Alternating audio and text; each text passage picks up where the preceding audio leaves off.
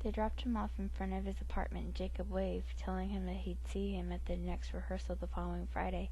Clay quickly surveyed Jacob's building and thought that it seemed like a place where he'd live. Clay knew the artists lived down here. He wondered what kind of art besides acting Jacob did. He immediately imagined him as one of those naked models that a class of women sculpted from modeling clay. He also imagined those women being there for anything but classes. The limousine pulled up at the curb of his apartment, and his favorite doorman, Vinny, came out to open the door. "Good evening, sir. How was rehearsal?"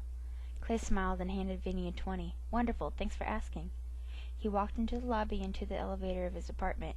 He thoroughly enjoyed living in this apartment, but of course the comforts at home just weren't there. He'd once attempted to make his own macaroni and cheese. He could never see an uncooked noodle and a hunk of sharp cheddar again and die a happy man. He unlocked the door and Riley bounced along happily as she always did. "Hey, girl, did Nick come by and give you a walk? You smell like him, so it must be true." He chuckled to himself and padded down the hall to his bedroom and opened his closet doors. He scratched the back of his head and bit his lip, trying to think of a good outfit to wear for Emily tonight. He was far more than fashionably challenged, so he wasn't a fan of going out and buying new clothes unassisted. In fact, he'd often told stores that if they saw him alone on Fifth Avenue, to close the doors and flip the open sign over. He finally decided on a blue button-down shirt with a red sweater over it and jeans. Of course he had to include his black Converse, lace this time, in this ensemble.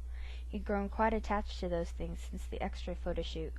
He grabbed the gel from his bathroom and stood in the full-length mirror and grunted. Not exactly the portrait of perfection, but he had to take as much as he can get. He squirted a quarter-size amount of gel into his palm and began to run it through his hair, creating a soft red points like flames of fire.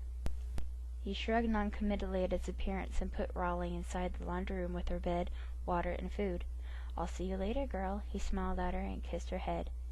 Heading out onto the main floor and into the elevator, he slowly began to whistle Invisible in spite of himself and thought of Jacob. Damn.